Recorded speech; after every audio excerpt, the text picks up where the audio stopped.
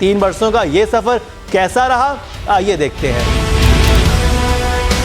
General Raheel Sharif نے 28 نومبر 2013 کو پاکستان کے 15ویں سپہ سالار کے طور پر اپنا منصب سنبھالا تو ملک بحرانوں کا شکار تھا۔ نواز حکومت اپنے الیکشن نتائج پر کئی سوال لیے ہوئے تھی۔ اس کے ساتھ ہی خود نون لیگ کی حکومت اپنے تعینات کیے جنرل پرویز مشرف کے بعد ڈول رہی تھی کہ آنے والا جرنیل ان کے لیے کیا خبر لائے گا۔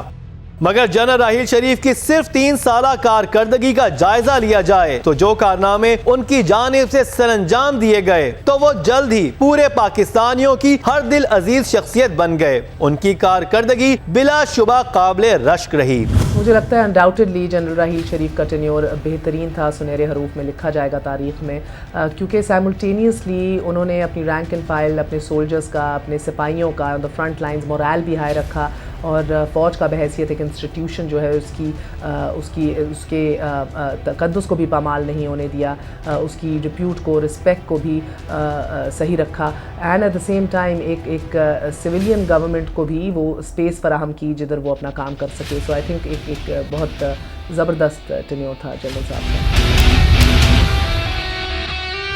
بطور سپہ سالار جنرل راحیل شریف کو سب سے اہم چیلنج ملک کی جڑوں کو کھوکھلا کرتی اور نوجوانوں کو خودکش بمباروں میں بدلتی دہشت گردی تھی۔ مشرقی سرحدوں کے ساتھ ساتھ مغربی سرحد پر بھی حالات زیادہ سازگار نہ تھے۔ ملک کے اندر بعض علاقوں بالخصوص کراچی اور بلوچستان میں حکومتی عملداری نہ ہونے کے برابر رہ گئی تھی۔ بلوچستان کی مجموعی صورتحال میں نمایاں بہتری بھی ایک ایسی کامیابی ہے جس کا سہرا پاک فوج کو جاتا ہے۔ جن حالات میں جنرل راحیل شریف نے فوج کی کمان سنبھالی اور 3 سالوں کے دوران ان کی سوچ اور پالیسیز کی بدولت پاک فوج نے تمام محاذوں پر وہ کامیابیاں حاصل کی کہ جن کی تاریخ میں بھی کم ہی مثالیں ملتی ہیں۔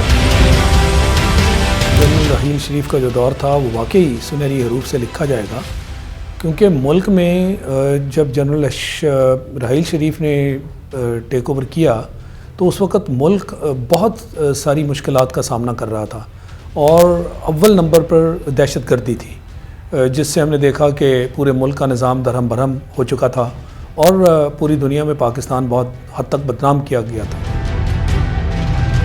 جنرل راحیل شریف کی جو سب سے بڑی اچیومنٹ میں سمجھتا ہوں، جب انہوں نے ٹیک اوور کیا ایز آرمی چیف تو قوم ایک مایوسی کے اندھیروں میں ڈوبی ہوئی تھی، ایک خوف کی فضا تھی، دہشت گردی چاروں طرف چھائی ہوئی تھی۔ حالانکہ بہت سارا کام اس سے پہلے فوج نے کر دیا تھا، لیکن یہ حالات تھے عام طور پر جو دیکھے جا رہے تھے۔ جنرل راحیل شریف نے جیسے ہی کمانڈ سنبھالی تو ان چیلنج کو انہوں نے بڑے صحیح طریقے سے محسوس کیا، اور انہوں نے وہ تمام اقدامات کیے جس سے قوم کی امیدوں کا محور بن گئے۔